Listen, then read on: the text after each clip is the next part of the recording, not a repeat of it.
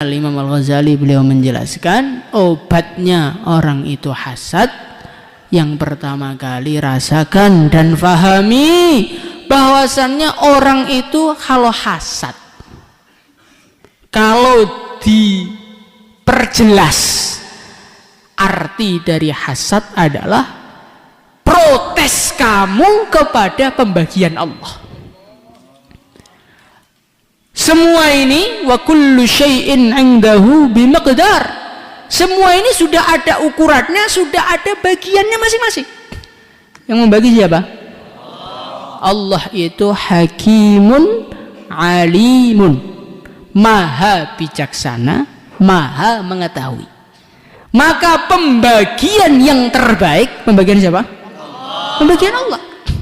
Maka kalau kita ini hasad kepada orang, seakan-akan kita ini mengatakan, ya Allah, saya nggak terima kalau yang diberi dia. Saya itu lebih layak, saya itu lebih pintar, saya itu lebih hebat, dia itu nggak bisa apa-apa, kenapa yang dikasih dia? Orang kok berani protes, protesnya sama Allah. Kira-kira dia ini akan sukses apa akan hancur?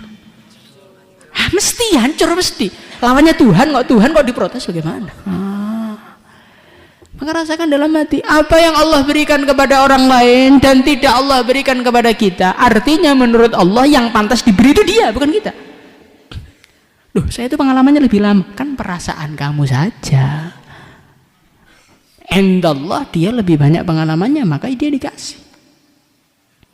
Orang dikasih kerajaan oleh Allah, orang dikasih harta oleh Allah, kok kita nggak dikasih? Yaitu karena menurut Allah yang bisa mengemban amanah ya dia. Kadang-kadang kita ini mengejek-ngejek pejabat korupsi gini, jelek-jelek gini, padahal sebetulnya pengen jadi pejabat kita. Kenapa kita nggak jadi? Karena Allah tahu kalau yang jadi kita malah tambah rusak dunia itu. Itu yang menurut kita rusak itu lebih mending daripada kita, makanya kita nggak jadi. Jadi gitu. Jadi segala kemuliaan yang Allah berikan itu sudah Allah ukur semuanya, dan yang mengukur itu zat yang maha bijaksana, maka semua ada hikmahnya. Sesuatu kok nggak diberikan kepada kita, ya memang menurut Allah itu yang terbaik.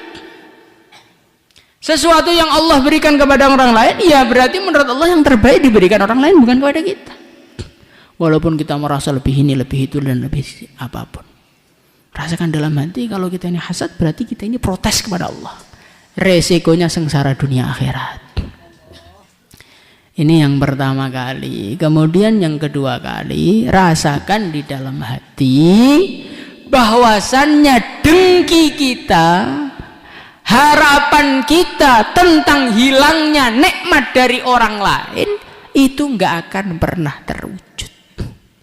Jangan kita anggap dengan kita ini hasad itu kemudian jadi seperti monster yang menghilangkan nikmat. Tidak. Hasad ya hanyalah akan menjadi hasad yang tidak akan merubah apa-apa. Ini ada orang Allah Subhanahu wa taala takdirkan jadi orang kaya, kemudian kita iri terus sama dia. Apakah gara-gara iri kita duitnya tambah kurang? Apa tetap aja? Ya tetap aja, yang beri Allah kok. Hasad kita ini tidak akan memberi pengaruh sedikit pun kepada orang lain. Nah ini harus kita renungi. Maka orang hasad orang gobloknya setengah mati. Kenapa? Karena hasad nggak berubah apa-apa. Maka Imam Al-Ghazali beliau mengatakan, hei sadarilah kalau engkau itu iri kepada orang lain, ketahuilah orang lain pun juga iri kepada engkau. Orang lain juga berharap nikmat-nikmat yang engkau miliki itu hilang juga. Kalau memang hasad itu menjadikan hilangnya nikmat orang lain, ya nikmat yang Allah berikan kepada engkau akan hilang juga, karena orang juga iri kepada engkau. Apakah engkau berharap hasadmu menghilangkan nikmat orang lain, tetapi hasadnya orang lain tidak menghilangkan nikmatmu? Hadza minal ghadawah. Ini adalah salah satu kebodohan yang terbesar di dunia. Kalau orang lain nyerang kita nggak apa-apa, tapi kalau kita nyerang orang lain langsung hilang nikmatnya, ya nggak bisa.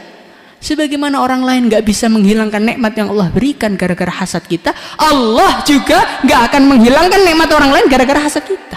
Hasad itu nggak menghilangkan apa-apa. Maka orang hasad itu rugi apa tidak? Rugi.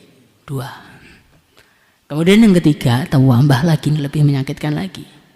Orang itu kalau hasad, ya kan? Orang itu kalau hasad, maka dia tidak pernah nikmat hidup di dunia. Punya tetangga kaya, setiap tetangganya ganti mobil sakit hati, setiap tetangganya makan enak sakit hati, setiap tetangganya senyum sakit hati. Akhirnya apa? Udziba qabla al-akhirah. Dia sudah tersiksa di dunia sebelum akhirat. Makanya sakit yang tak berdarah itu adalah hasad.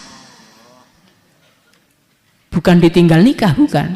Sakit yang tak berdarah itu adalah sakitnya seseorang yang iri dan dengki.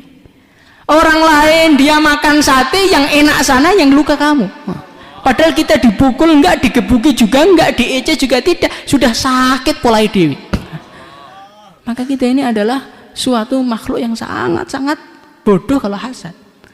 Allah kasih motor kita naik motor nggak nyaman karena kita iri dengan tetangga kita yang naik mobil.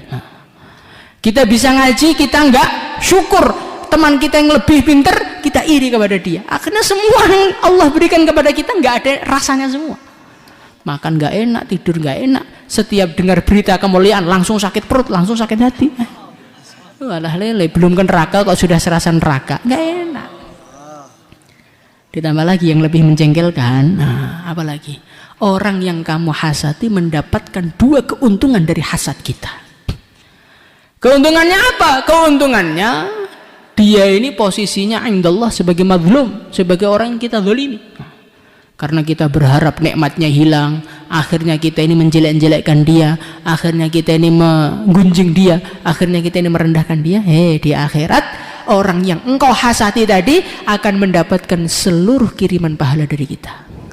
Sholat kita, puasa kita, haji kita, dakwah kita transfer langsung, nggak pakai nunggu ke rekeningnya orang yang kita hasati. Di dunia dia sudah mendapatkan nikmat, di akhirat mendapatkan hadiah dari kita. Coba bagaimana sengsaranya orang yang hasad itu. Ditambah lagi Kang, fitrahnya manusia. Fitrahnya manusia.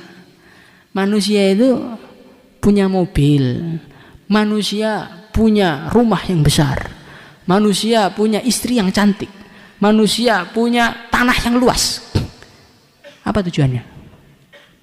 Di antaranya biar orang-orang yang gak seneng kepada dia semakin sakit hatinya, ya kan? Maka kalau kita hasad kepada mereka, artinya apa yang mereka inginkan betul-betul terwujud. Cita-cita saya itu biar kamu sakit, alhamdulillah, berarti maksud saya tercapai. Gimana coba?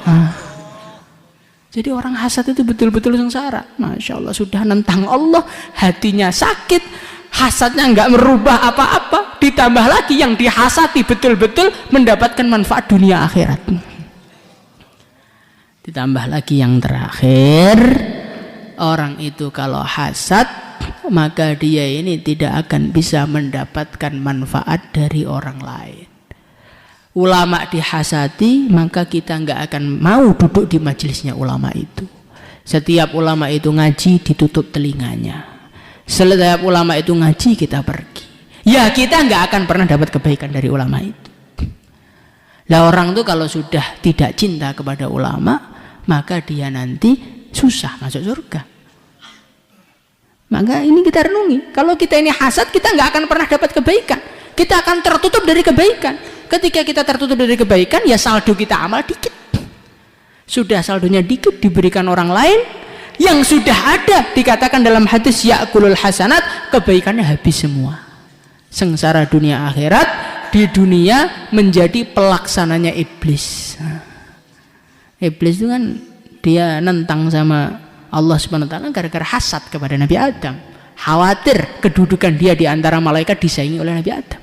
Akhirnya di neraka selama-lamanya. Nah kalau kita ini hasad, itulah yang dicita-citakan iblis dari anak Adam, biar mereka saling iri, akhirnya mereka saling tidak mendapatkan kebaikan, akhirnya saldonya habis, akhirnya masuk neraka. Nanti sampai neraka iblis mengatakan inni bari'um minkum, aku cuci tangan kepada kalian. Nah, maka bagaimana sifat ini kita hilangkan? Kita yang tawadhu, kita yang bersaudara, dan kita hinakan diri kita, dan kita yakini semua itu sudah ada bagian masing-masing. Insyaallah ya.